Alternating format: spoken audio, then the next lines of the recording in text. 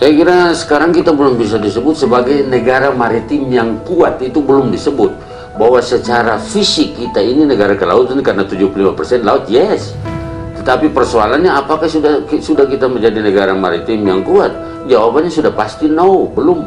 Belum, kenapa? Karena kembali lagi, kita belum mampu mengamankan laut kita. Orang masih mencuri hasil-hasil kekayaan laut kita, ada banyak sekali, 300 triliun ini terlalu banyak itu.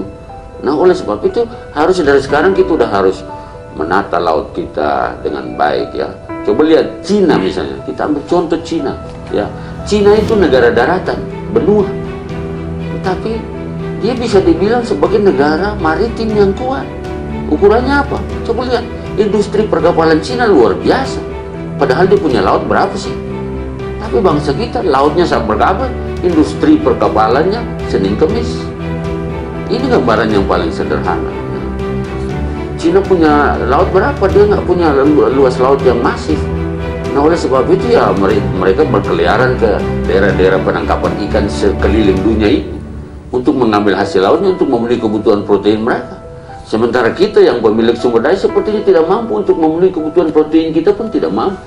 Karena keterbatasan armada, keterbatasan kemampuan nelayan kita menjelajah di laut-laut zona ekonomi eksklusif sana.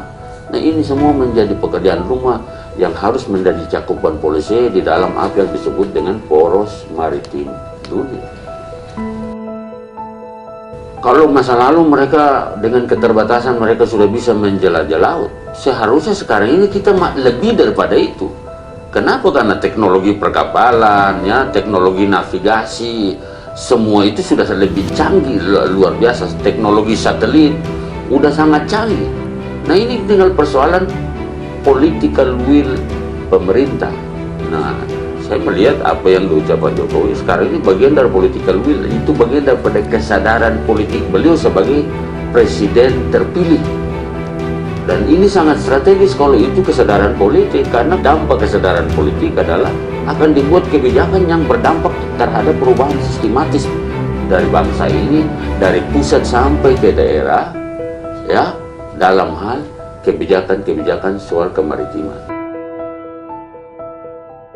Katakanlah penjajah itu dia tahu betul lah, dia tahu bahwa ini Indonesia ini akan gampang sekali menjadi besar dari laut. Nah, tentu penjajah tidak menginginkan itu, maka dia bilang, kau kembali lagi ke darat, supaya peluang menjadi besar di bangsa ini jadi hilang gitu. Itu kira-kira karakter daripada penjajah itu seperti itu, dia tidak ingin supaya kita melebihi dia kan ya. Saya sudah baca visi misi Jokowi JK, dan saya lebih fokus kepada visi misi mereka yang berhubungan dengan isu-isu kemaritiman. Itu sudah saya baca. Salah satu yang saya tahu misalnya ya, itu Pak Jokowi dan JK menginginkan di masa kepemimpinan mereka tuh produksi perikanan dilipat gandakan dari sekarang. Nah, kalau produksi perikanan dilipat gandakan, itu berarti salah satu yang saya kritisi sekarang, misalnya ada wacana Kementerian Kelautan dan Perikanan digabungkan ke Kementerian Pertanian, itu justru menyusahkan pencapaian daripada target itu.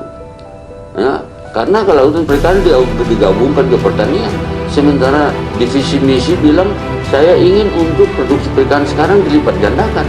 Itu berarti malah menjauhkan target untuk pencapaian daripada janji itu. Nah, oleh sebab itu saya pikir saya anggap itu langkah-langkah yang tidak strategis dan bahkan tidak efektif untuk mencapai visi misi Pak Jokowi JK dari sisi